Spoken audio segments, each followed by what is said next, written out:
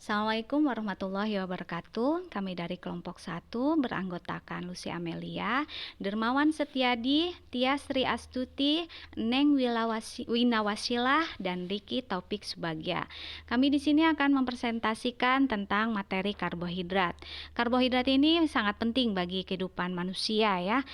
Tapi apabila karbohidrat ini dikonsumsi secara berlebihan juga tidak baik, karena akan menyebabkan berbagai macam penyakit. Nah, yang pertama adalah definisi karbohidrat. Karbohidrat sendiri merupakan salah satu zat organik yang mempunyai struktur molekul yang berbeda-beda. Nah, struktur molekul itu terdiri dari unsur karbon, hidrogen, dan juga oksigen. Nah, kalau menurut Hidayanto sendiri, jumlah atom hidrogen dan oksigen itu mempunyai perbandingan 2:1. Oke.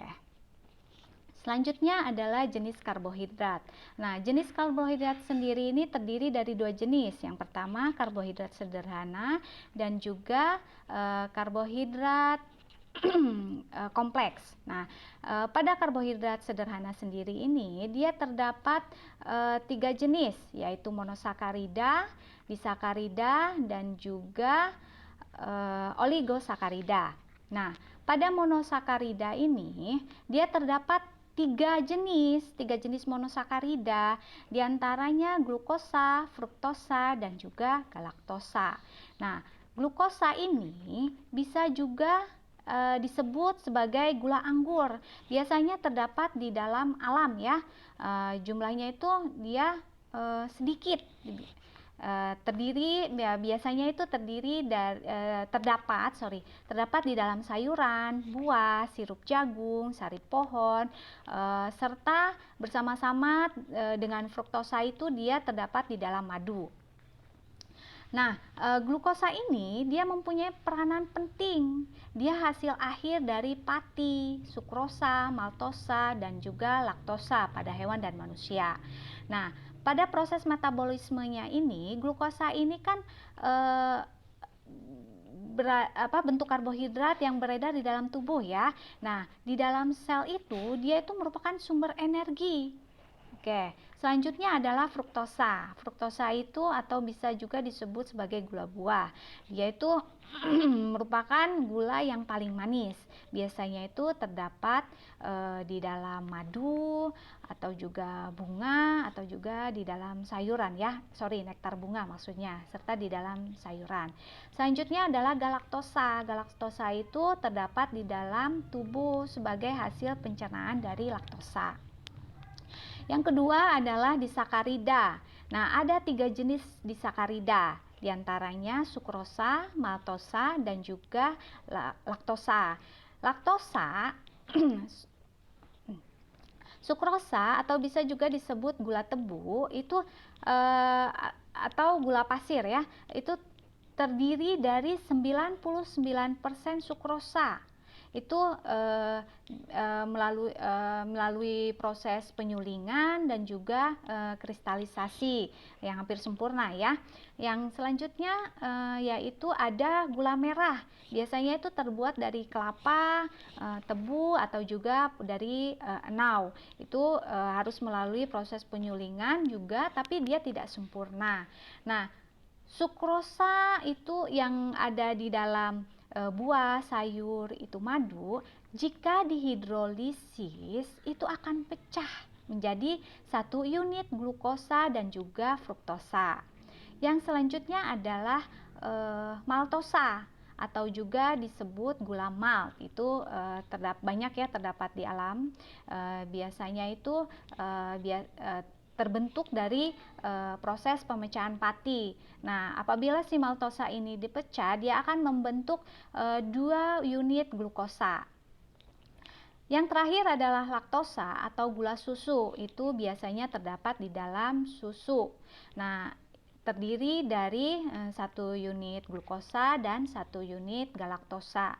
Nah, sebenarnya laktosa ini banyak orang yang tidak tahan terhadap susu sapi ya, karena kan dalam susu sapi itu terdapat laktosa ya. Nah, kenapa tidak tahan? terhadap susu sapi tersebut karena dia akan kekurangan enzim laktase.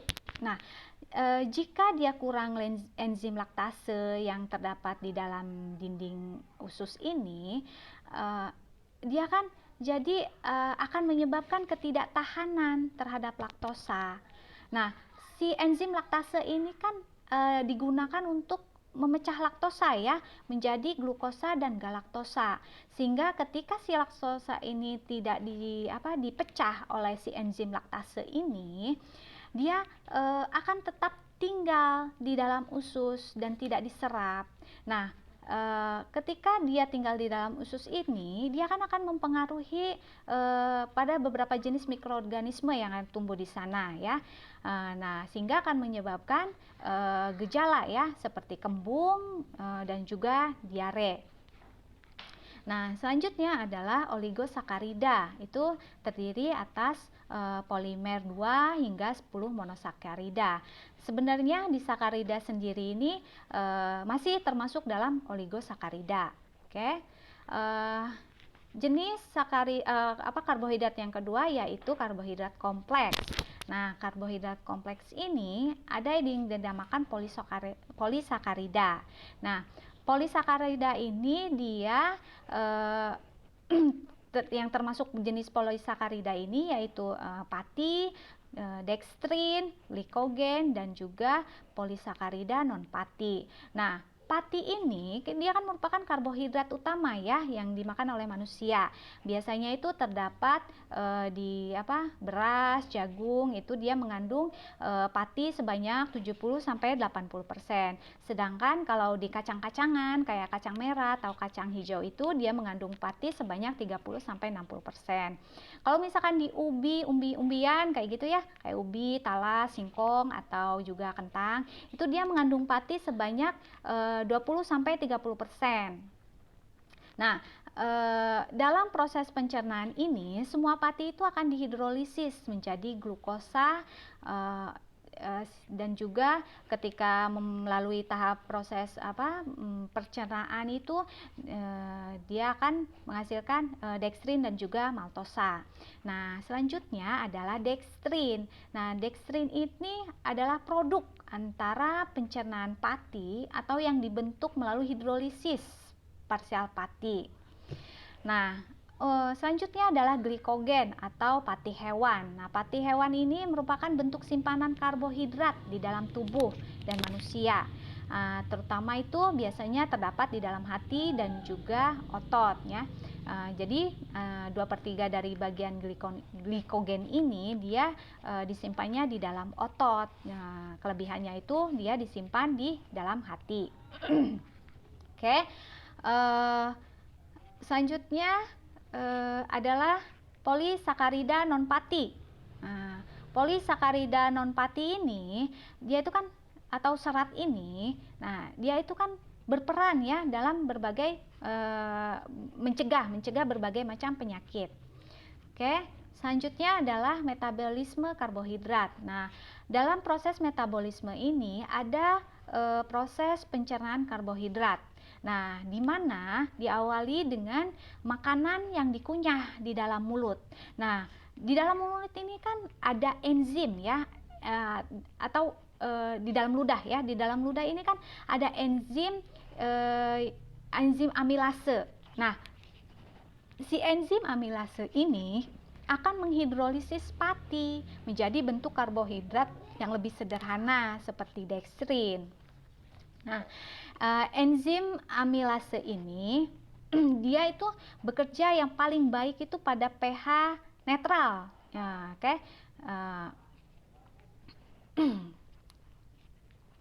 Nah, setelah makanan dikunyah dan bercampur dengan enzim amilase, kemudian makanan ditelan masuk ke dalam lambung. Nah, enzim yang amilase yang ikut dalam makanan ini dia itu di dalam lambung itu akan dicerna oleh cairan lambung atau asam klorida ya, dengan enzim pencernaan protein yang ada di dalam lambung. Nah, sehingga pencernaan karbohidrat yang ada di dalam lambung itu dia akan terhenti. Nah, setelah di dalam lambung itu makanan akan diteruskan masuk ke dalam usus halus. Di dalam usus halus itu terdapat enzim amilase yang dikeluarkan oleh pankreas.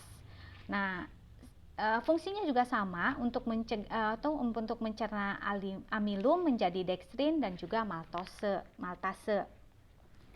Lalu karbohidrat ini yang sudah dipecah ini oleh enzim-enzim sakarida itu, di sakarida itu dikeluarkan oleh sel-sel mukosa usus halus ya. Itu biasanya ada di mikrofili dan monosakarida yang dihasilkan itu yaitu maltase. Nah, maltase ini kan akan memecah maltose ya menjadi 2 glukosa. Sukrose ini akan memecah sakarosa menjadi 1 mol glukosa dan juga 1 mol fruktosa. Sedangkan enzim laktase ini akan memecah laktosa menjadi 1 mol glukosa dan juga 1 mol galaktosa. Nah, untuk glukosa dan fruktosa serta galaktosa ini kemudian diserap oleh dinding halus, masuk ke dalam cairan limfa, lalu masuk ke dalam pembuluh darah kapiler. Setelah itu dialirkan melalui vena ke dalam hati. Nah, dalam waktu 1-4 jam setelah kita makan, pati non-karbohidrat ini akan dicerna masuk ke dalam usus besar. Nah, di dalam usus besar ini, jenis karbohidrat ini akan dipecah sebagian oleh mikroba ya yang ada di dalam usus melalui proses fermentasi dan menghasilkan energi untuk keperluan mikroba tersebut. Kemudian bahan sisa dari karbohidrat ini dia akan membentuk air, gas karbon dioksida, itu akan dikeluarkan sebagai flatus. Lalu sisa karbohidrat yang lain yang masih ada itu akan dibuang menjadi tinja. Oke, selanjutnya adalah penyimpanan glukosa. Nah, karbohidrat ini kan berperan penting ya dalam tubuh itu. Dia dalam menyediakan glukosa bagi sel-sel tubuh. Nah, si karbohidrat ini kan akan diubah menjadi energi. Nah, apabila kelebihan glukosa itu dia akan disimpan di dalam hati dalam bentuk glikogen. Nah, makanya kenapa salah satu fungsi dari hati yaitu untuk menyimpan dan mengeluarkan glukosa sesuai kebutuhan tubuh. Nah, jika si glukosa dalam tubuh ini menurun, hati itu akan mengubah sebagian dari glikogen tersebut menjadi glukosa dan mengeluarkannya ke aliran darah. Nah, si glukosa ini dia kan akan dibawa ya oleh darah ke seluruh tubuh untuk diperlukan untuk berbagai macam organ. Nah, di dalam sel-sel otot juga sel-sel lain juga dia terdapat glukosa juga, tapi dia memerlukan lemak untuk sumber energi. Nah, energi yang ada di dalam otot ini hanya untuk otot saja ya, untuk energi otot saja, tidak untuk disebarkan ke organ-organ yang lainnya. Nah, selanjutnya, apabila kita kelebihan karbohidrat di dalam tubuh itu, dia akan diubah menjadi lemak di dalam hati. Nah, makanya lemak ini kan dia akan dibawa ya ke sel-sel serta dapat menyimpan lemak. Selanjutnya adalah penggunaan glukosa menjadi energi. Nah, jika glukosa ini telah memasuki sel, enzim-enzim tersebut akan memecah menjadi bagian-bagian terkecil sehingga akhirnya itu akan menghasilkan energi, karbon dioksida dan juga air. Nah, bagian-bagian kecil ini kan dapat disusun menjadi lemak.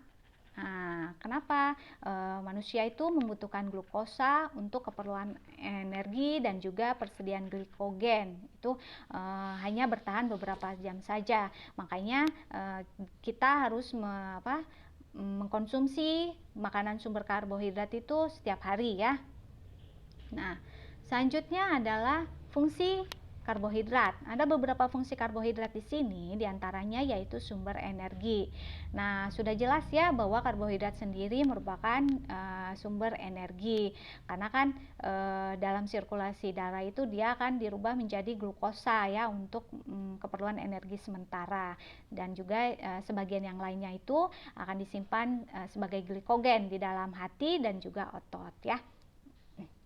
Oke, fungsi yang kedua adalah pemberi rasa manis pada makanan.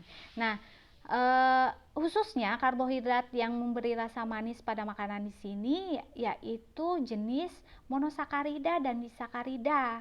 Nah, uniknya di sini adalah karbohidrat ini tidak mempunyai rasa manis yang sama, dan juga fruktosa itu adalah gula yang paling manis. Fungsi yang ketiga yaitu penghemat protein. Nah, protein itu kan sama juga digunakan sebagai sumber energi. Makanya kenapa jika kebutuhan karbohidrat tidak terpenuhi itu, jadi di situ akan protein sendiri itu akan menggantikan karbohidrat sebagai sumber energi. Nah, selanjutnya yaitu fungsi karbohidrat sebagai pengatur metabolisme lemak. Nah, karbohidrat sendiri itu dia dapat mencegah terjadinya oksidasi lemak yang tidak sempurna. Nah, fungsi karbohidrat yang terakhir yaitu membantu pengeluaran feses. Nah,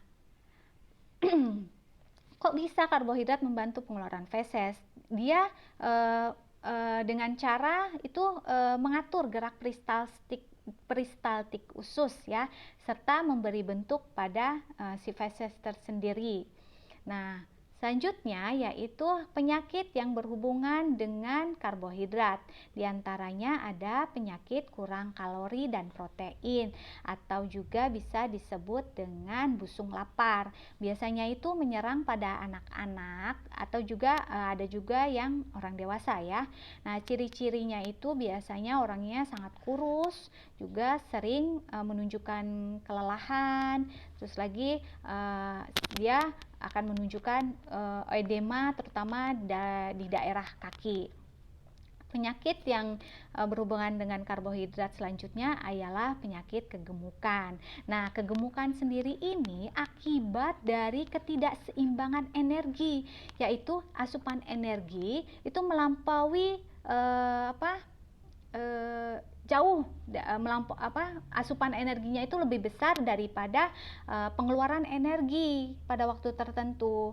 Jadi kegemukan ini itu biasanya disebabkan oleh terlalu banyak makan dan juga terlalu sedikit gerak. Nah, kelebihan energi di dalam tubuh ini biasanya itu terlihat di dalam daerah dinding perut ya, bagian depan. Biasanya itu di daerah tersebut itu dia akan menebal. Nah, kenapa menebal? Karena itu si karbohidrat sendiri itu disimpan dalam bentuk lemak. Nah, jaringan lemak subkutan daerah dinding perut ini biasanya itu pada penderita obesitas itu akan terlihat ya, terlihat jelas. Nah, kenapa orang dikatakan sebagai obesitas itu? Biasanya itu kalau untuk laki-laki itu jika berat badannya itu melebihi dari 15%. Sedangkan dikatakan obesitas pada wanita itu jika berat badannya melebihi 20%. Nah, biasanya pada penderita obesitas ini organ-organ tubuh itu akan dipaksa bekerja. Jadi kerjanya lebih berat karena kan dia harus membawa kelebihan berat beban ya yang tidak memberikan manfaat langsung. Jadi mereka akan biasanya itu akan merasa cepat gerah, lagi cepat berkeringat. Hal itu kan jadi akan menghilangkan kelebihan panas badannya ya. Nah, selain itu juga penderita obesitas sendiri ini biasanya akan membuat kekeliruan dalam bekerja. dan juga biasanya itu dia mudah mendapat kecelakaan kerja. Nah, penyakit yang selanjutnya adalah diabetes mellitus. Nah, kenapa kelebihan karbohidrat ini bisa menyebabkan penyakit diabetes mellitus? Karena dalam kelenjar pankreas ini kan dia akan menghasilkan hormon insulin ya. Nah, hormon insulin itu kan dia yang akan memecah glukosa itu menjadi glikogen baik dalam hati maupun dalam otot. Nah, apabila kadar gula dalam darah kita tinggi, maka si hormon insulinnya ini juga dia akan membutuhkan lebih banyak, dan juga si kerja pankreasnya ini akan lebih berat ya. Nah, sehingga kan glukosanya ini kan tidak dicerna dan juga tidak masuk ke dalam sel, sehingga konsentrasinya di luar selnya itu sangat tinggi dan masuk ke dalam cairan darah dan menghasilkan kadar gula dalam darahnya itu jadi tinggi. Nah, penyakit yang selanjutnya adalah lactose intolerance. Nah, penyakit ini itu biasanya itu gangguan metabolik ya mengenai disakarida laktosa. Nah, laktosa di dalam saluran gastrointestinal ini itu kan akan dipecah oleh enzim laktase. Nah, menjadi glukosa dan galaktosa. Nah, pada penyakit lactose intolerance ini itu dia terjadi defisiensi enzim laktase karena sintesanya itu mengurang dan tidak disintesis sama sekali. Akibatnya si laktosa ini tidak dapat dicerna dan kadar laktosanya itu cukup tinggi di dalam pencernaan, sehingga dia akan bekerja sebagai laksan ya dan mengakibatkan diare. Nah, sekian presentasi dari kelompok kami, kurang lebihnya kami mohon maaf. Wabillahi taufik wal hidayah. Wassalamualaikum warahmatullahi wabarakatuh.